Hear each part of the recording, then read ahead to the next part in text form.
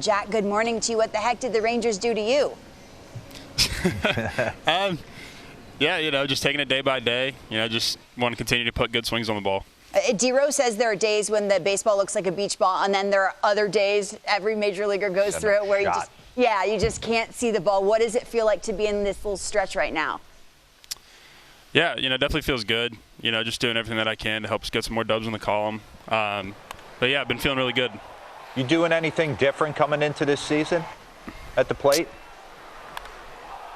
I think the biggest thing for me was really just not crashing too hard on my front side. Yeah. Keeping my head still. I feel like that gives you the best opportunity to see the ball, see the velocities and stuff like that. So we've been doing a lot of work here in the cages on that type of stuff, and it's, showing a little bit.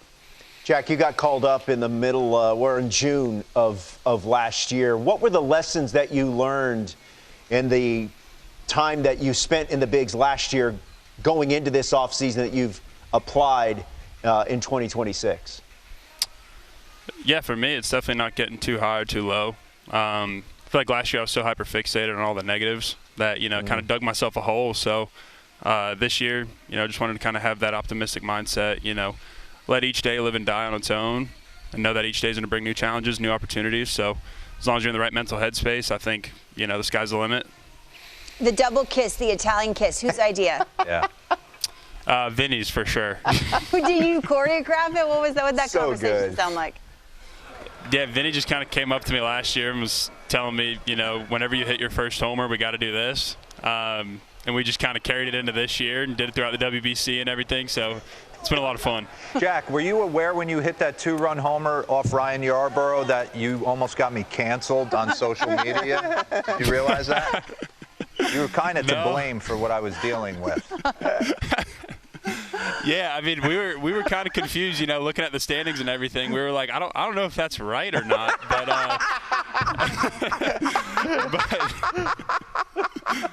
honestly, like, I'm gonna pull a little, shade of Vinny that's in me and be like, I think a thank you's required for beating Mexico. Thank you.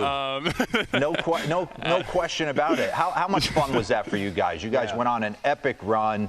You could tell you guys were having a blast. Do you think that helped you kind of leading into the season with kind of playoff at bats that early? Yeah, I think it definitely kind of paid in dividends. To go out there, to be in those environments, to face that type of talent was super special. And honestly, to see the guys who are on that Italy team who've debuted now and see them absolutely killing it, it's super fun to watch. I'm thankful to share the field with those guys, and I know there's going to be a lot more that'll be getting the call here soon if I had to guess. Have you stayed in touch with, like, Antonacci? He's playing his tush off for the White Sox. Yeah, I still talk to Sam a good bit. I'm super pumped to see what he's doing. I told him even when we were playing together, I was like, dude, it's so fun playing with you, but it's going to suck to play against you. And he just plays the game the right way. He plays it real hard, so it's fun to watch. What happened to the espresso machine? Probably Benny's got it. They auctioned it off. The proceeds went to something to do medically with children, I think. Don't quote me on it. Yeah, but I know it went to a good cause. How much? Do you know how much someone bid on it for? I want to say like 15 grand. Wow. Really? Good for them. You know where you don't pay 15 grand for something? Canal Street? Canal Street. Canal Street, yeah. You've been there, sure. right? Oh, yeah. Once or twice. Did it get you? Oh, they got me. We were at the Italian thing last December. I was talking to Spencer Jones about it, and he was like, dude, they got some great deals over there. So, I had to go check it out. And yeah. And I understand that you got a certain timepiece while you were there? Mm-hmm. Yeah, I kind of fell for the trap. You got to.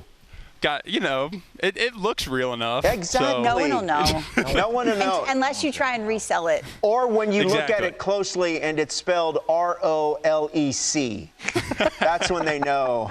You got to keep people at arm's distance and they'll never know. Hey, where do you feel like this ball club is right now? 28-40, but only 5.5 back of a wild card spot. Where do you feel like your team is at this point of the season? Yeah, I mean, personally, I don't think the record reflects how we've been playing at all, to be honest with you. I think, the bats have been hot. Guys out the bullpen are doing a great job. So, honestly, as long as we stay, connected, stay close together, lean on each other, I think we'll be in a great spot. down the stretch. But, yeah, we've had some pretty bad luck. But everybody's in here working their tail off, and we know where we can be, and that's what we're going to strive to be every day. Jac, what's your workout and nutrition like? Because every time we see you on the screen, D-Word talks about you in a uniform. Just go 3 times a week. Nothing too crazy. You miss pitching at all? It definitely crosses my mind every once in a while for sure. Really? But, yeah, I just love the art of pitching. Navigating hitters, navigating lineups and stuff like that was always fun for me. So, I try and guess pitches in the outfield. I don't have anybody to talk to out there. So, alone with your thoughts. Yeah, seriously. Well, good place or a scary place? I've been doing it for 10 years. It's horrendous. He's still using his pitching arm a little bit because in the outfield, his throws, he's averaging like 98 miles per hour. So I keep joking with him here. I'm like, hey, the arm's conditioned. That's I promise right, you. You're ready. I'm able to let it eat every once in a while. So. Yeah. Off day in Kansas City. What are we getting into, Jac? Oof. Definitely going to the card shop, spending most of my time there. Ripping some packs. Nice. Really? What's your favorite card you own? I got one of my rookie cards, my 101s. I traded with it for it in New York, actually. So that's Canal probably my Street? favorite card. No, actually, I got a great deal on it. So, I had to make the trade for it. But that's probably my favorite card right now. Who made you trade for it? Why didn't they just give it to you? Lauren. A guy pulled it. And, he ended up texting me, and he hit Bobby up first, and Bobby was like, I'll help you get it. So Bobby was cool enough to sign a jersey for him as well. So he got a couple jerseys. Really? I signed a bat for him, and, we got the deal done. It's a business transaction. Nice. Okay. What'd you have for breakfast today, Jac?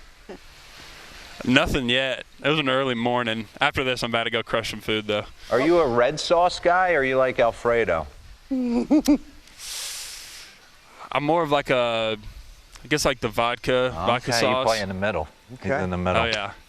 Okay. Palladino, how we feel about that? Yeah. That's suspect. No. Cannolis, underrated or appropriately rated? I think they're extremely underrated. Those are my go-to Italian desserts. Yeah, there you go. I think we've asked all the other stereotypical Italian questions. I'm an Italian. I know. That's all right. I know. Gelato? You want to weigh in on gelato, perhaps? I take soft serve over gelato. Yeah, me too. Oh, well, Me too. got a problem. Yeah. Hey, Jac, we appreciate your time, man. Congratulations on this recent run. Good luck to you and the Royals moving forward. And, hey, next time you guys play up this way, you'll have to come in studio.